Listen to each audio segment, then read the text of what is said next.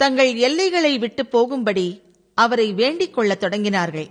அப்படியே அவர் படகில் ஏறுகிற பொழுது பிசாசு பிடித்திருந்தவன் அவரோடே கூட இருக்கும்படி தனக்கு உத்தரவு கொடுக்க அவரை வேண்டிக் கொண்டான்.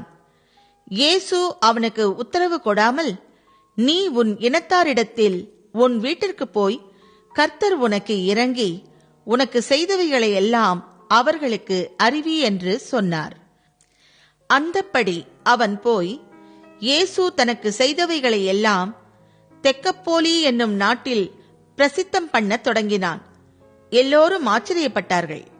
இயேசு படகில் ஏறி மறுபடியும் இக்கரைக்கு வந்து கடலோரத்தில் இருந்தபோது திரளான ஜனங்கள் அவரிடத்தில் கூடி வந்தார்கள்.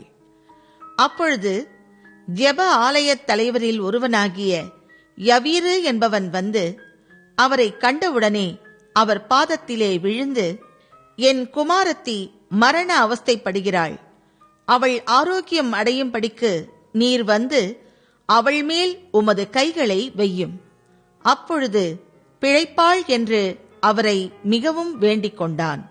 அவர் அவனோடே கூட போனார். திரளான ஜனங்கள் அவருக்கு பின் சென்று அவரை நெருக்கினார்கள்.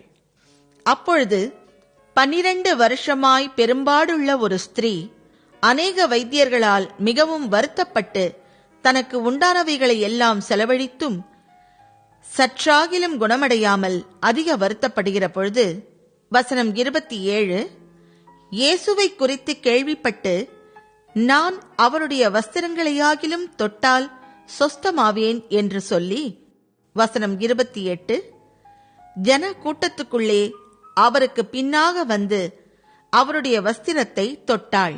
உடனே அவளுடைய உதிரத்தில் ஊறல் நின்று போயிற்று. அந்த வேதனை நீங்கி ஆரோக்கியமடைந்ததை அவள் தன் சரீரத்தில் உணர்ந்தாள்.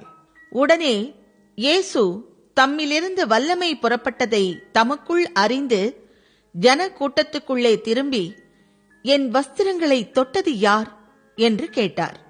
அவருடைய சீஷர்கள் அவரை நோக்கி, திரளான ஜனங்கள் உம்மை நெருக்கிக் கொண்டிருக்கிறதை நீர் கண்டும் என்னை தொட்டது யார் என்று கேட்கிறீரே என்றார்கள்.